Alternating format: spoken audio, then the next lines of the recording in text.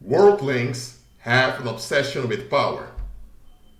Why? Because power enables them to feed into their addiction to control. Now, you have power over and power to. Power over is when you're able to make someone else do something they actually wouldn't have done if it wasn't for you. It can be something that they absolutely didn't want to do, or it can be something that they haven't thought of doing before. Power over simply means you have a will and you can transfer this will onto someone else and they have no choice but to comply with you. And even if they have a choice, the other options are not attractive.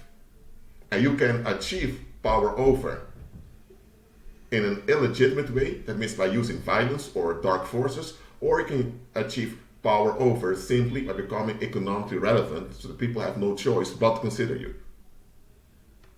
Power to is when you're able, as a group or as an individual, to achieve something.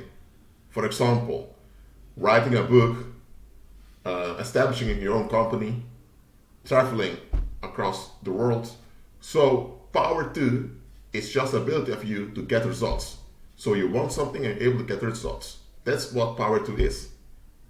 Now, the confusion comes when power to turns into power over. And here's the thing, when you have power to, often people will resist your ability to get results. So they'll begin to resist you. And often, when you persist in your goal and you manage to shut down their violence against you, now it turns into power over. So power to can change into power over. Now, as believers, we have power to. That is to walk in life in abundance. That will be resisted by the world. And when that happens, the power to is also spilled over into power over those that oppose us. And it's this leverage of ours that the world hates. The world is more terrified of a believer walking in their power than they are of hundreds of child molesters and vile criminals out there. They'll rather put up with vile criminals and child molesters than they have to put up with the believer walking in his power. The Bible demonstrates this, both in Old and New Testament. In New Testament is one example of Herod that wanted to kill Jesus when Jesus was still a little boy. He couldn't find Jesus, so he made the soldiers. Well, soldiers could have refused, but if they refused, he would be in trouble with the Roman government. So he used his power over to kill all boys under 2 years old in Bethlehem. So he committed a massacre just because he couldn't get what he wanted. And this is the difference between power that's healthy and violence. Because violence and power are not the same thing.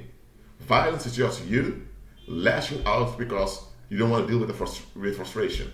You don't have things your way, so you lash out to afflict people for you not having your way, or you lash out to force them to do what you want. So violence is different from power over. Now, if you use violence, you can gain power over, but power over in itself is different from violence. The world has no supply for their power, because every power needs a supply. Now, there's only one legitimate source of supply, that's the Holy Spirit, who's the owner of all power. And then you have the illegitimate sources, which are paranormal, comes from demonic spirits. Now, when worldlings can't blackmail the Most High in allowing them to have their way without being held accountable, they turn to demons who gladly assist them in getting their illegitimate leverage on the earth. Now, as a believer, we are above the illegitimate leverage of pagans. So the only ones pagans can exploit are worldlings and weaker pagans. They can't exploit believers unless we believers are in agreement with worldly concepts. I'm telling you, believers, worldlings are more concerned with their power than with their safety and then with their sanity. It sounds quite weird, but that's how worldlings are. Their power is everything to them. Why? Because they don't trust one another.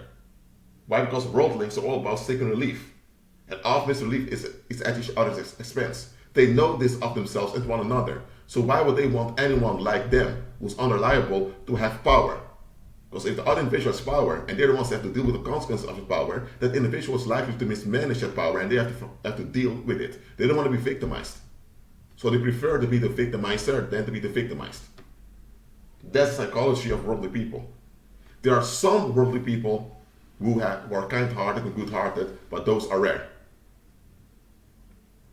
As a believer, walk in your power at all times. Because when you walk in your power, evildoers will have no choice but to capitulate to your power. And that is God's will.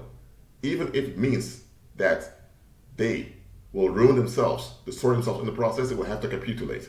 Because you have evildoers and you have worldlings that are so narcissistic that they will not give up their illegitimate hold on other people. You have abusers who don't want to stop abusing. You have cheaters that don't want to stop cheating on others. You have politicians that don't want to stop oppressing. You have commoners that don't want to become responsible to their fellow man and fellow woman. You have parents who want to stop beating their children. You have spouses that don't want to stop beating their spouses. You have narcissistic and violent people that just don't want to stop. They've made up their mind that they're not going to stop. So such people, it's only when you use your power over them, power of the Holy Spirit, it's only then that they will have no choice but to capitulate. And some of them, they'll rather die. They'll rather be ruined by their own efforts than for them to submit and let go of their illegitimate claims. Think about ancient Egypt. Even when Egypt was completely ruined by the 10 plagues and the Israelites were made the wealthiest and richest nation on the earth, even then they still didn't want to give up. They went after them and they completely finished themselves off. There are people like that.